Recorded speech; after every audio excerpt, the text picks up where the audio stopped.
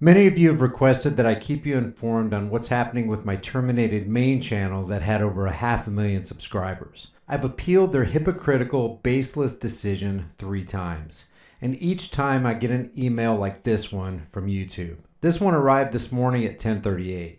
Now I know I've read these things to you before, but let me quickly hit a couple of highlights. We'd like to inform you that due to repeated or severe violations of our community guidelines, your YouTube account, High Impact Flicks, has been suspended. Now guys, this is absolutely untrue.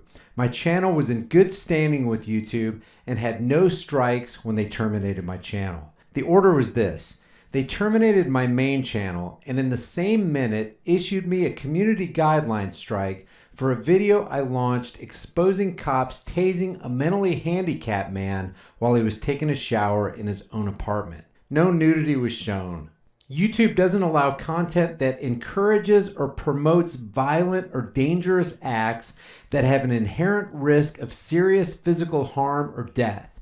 For example, it's not okay to post videos showing drug abuse, underage drinking and smoking, or bomb making. Now, they're implying here that I promote or encourage violence or dangerous acts, and nothing could be further from the truth. If anybody knows anything about me or this channel, since its inception, it's been all about promoting the non-aggression principle. That is, that it's never right to initiate unjust force or violence on people who have done no wrong.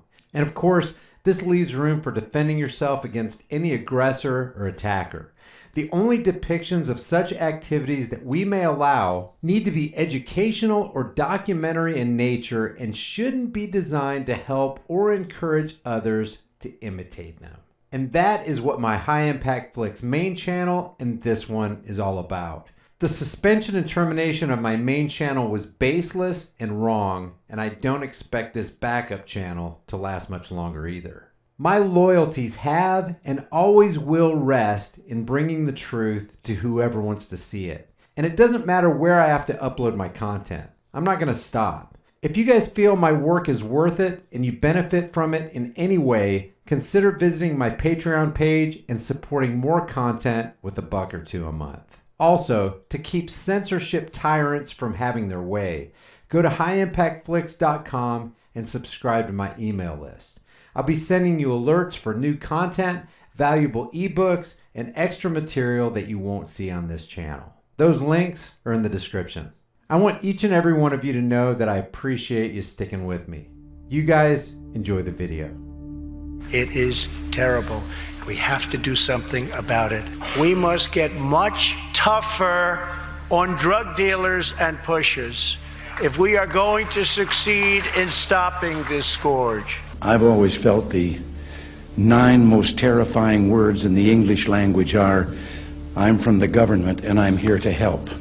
Necessity is still the plea for every infringement of human freedom. It's still the argument of tyrants, and it is still the creed of slaves. Something evil is happening, and we must do something about it. That is the battle cry of government. People are in danger, and we gotta keep them safe. Hello, I'm from the government, and I'm here to help. If you guys enjoyed this video, subscribe to the channel, give it a thumbs up, and share it with everybody you know. This video is brought to you by the censorship-hating crew over at Virtual Shield VPN. If you want to hide your activity and location from your internet service provider, hackers, and government spies, Set It and Forget It Virtual Shield has you covered. If you think you have the right to remain private, click the link below and get your free trial plus 20% off with my code. If you find this video beneficial and informative, give it a thumbs up, share it with everybody you know, and subscribe to the channel. These reforms will also support our response to the terrible crisis of opioid and drug addiction. Never before has it been like it is now. The Taliban finances much of its operations by selling opium, which is grown from poppies, which are right now being harvested. So here's the question: why are American troops now helping Afghan farmers grow that opium? It is terrible. We have to do something about it. In western Kandahar, poppy farmers score, till, harvest their crop, and the Americans do nothing to stop them. I'll start pushing slow. Assalamu alaikum. U.S. soldiers greet farmers. Can you show me which poppy field is yours? They commiserate with farmers having a bad harvest. Tell him I'm very sorry for his field this year, and hopefully he has a better harvest next year. And in one case, they even paid a farmer $1,000 after U.S. and Afghan special forces burned his crop. If you can come down to the base on my next visit, I'll make a payment. In 2016, we lost 64,000 Americans to drug overdoses.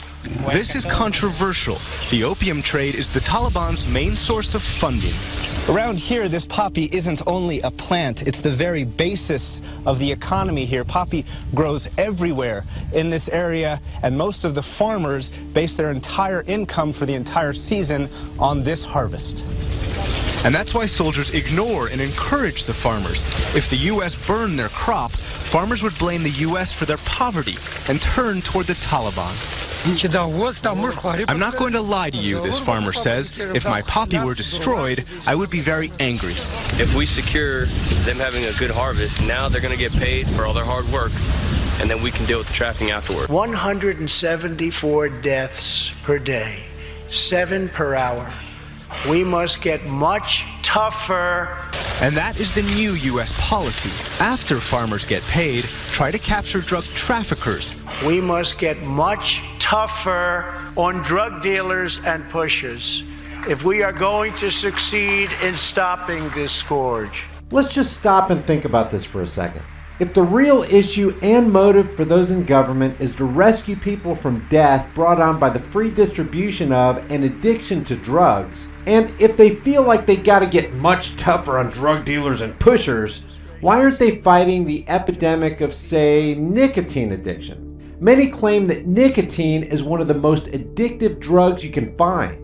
While officials say that the opioid crisis claims the lives of 90 to 170 people a day, or 60 to 70,000 people a year, cigarettes cost the lives of 480,000 people a year. That's over 1,300 people a day, and 41,000 of those people are related to secondhand smoke inhalation. I mean, these innocent people didn't even put a cigarette to their lips, and they still died from cigarettes. You'd think if there was going to be a war against anything, it'd be that. How about deaths brought on by alcohol? Multiple sources say that 88,000 people a year die from alcohol-related deaths.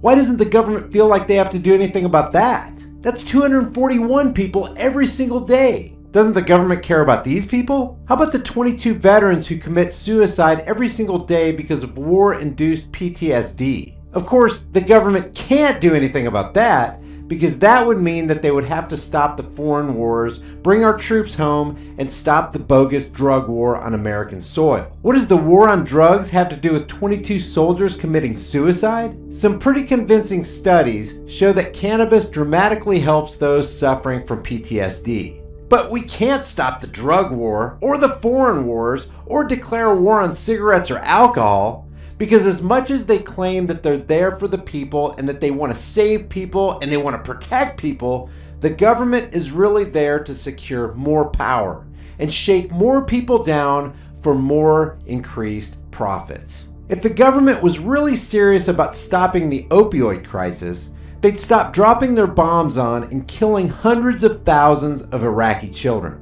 You do know we're killing kids on a massive scale around the world, right?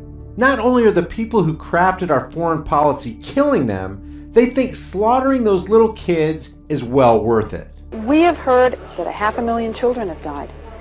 I mean, that's more children than died in Hiroshima. And you know, is the price worth it?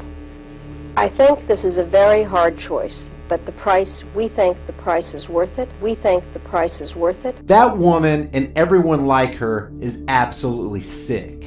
If these people were really serious about stopping the opioid crisis, they would stop bombing little kids and bring down fire and fury on the poppy fields of Afghanistan. Oh, but they can't.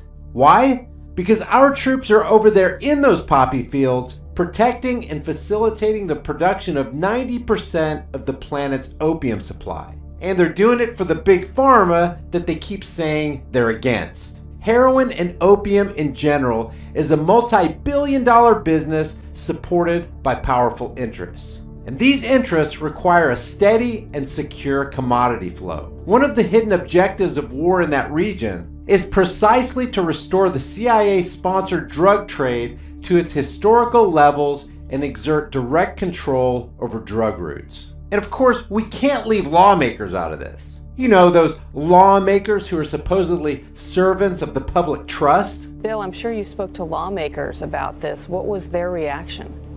We tried to speak to lawmakers, and we did speak to some of them.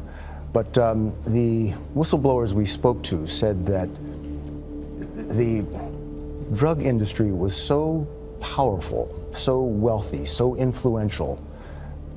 During the course of the debate over the bill, they pumped $106 million into lobbying Congress on the bill and on other legislation. And the sponsors of the bills got campaign contributions, some of them more than $100,000. And the whistleblowers told us that they thought the influence of the drug companies was more influential than the suffering of their constituents. Because when you got piles of money being shoved in the faces of unprincipled people, well, the public trust doesn't seem so important after all, does it? If you still think politicians care about you, you're delusional. Michael Jackson was right. They don't even care about us.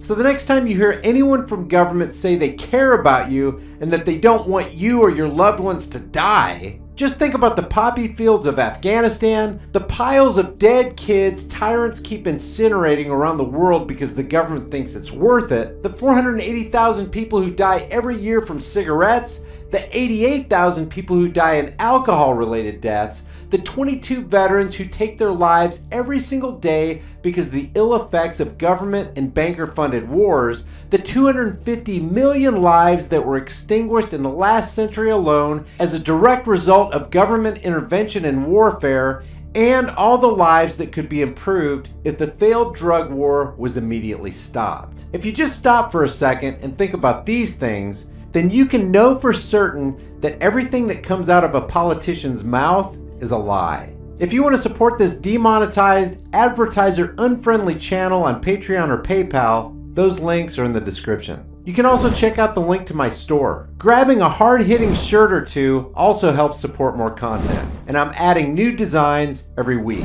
The goal of the stark messages on these shirts is to interrupt the regularly scheduled program of life with a bite-sized nugget of truth. Thank you guys for watching, and I'll see you in the next video.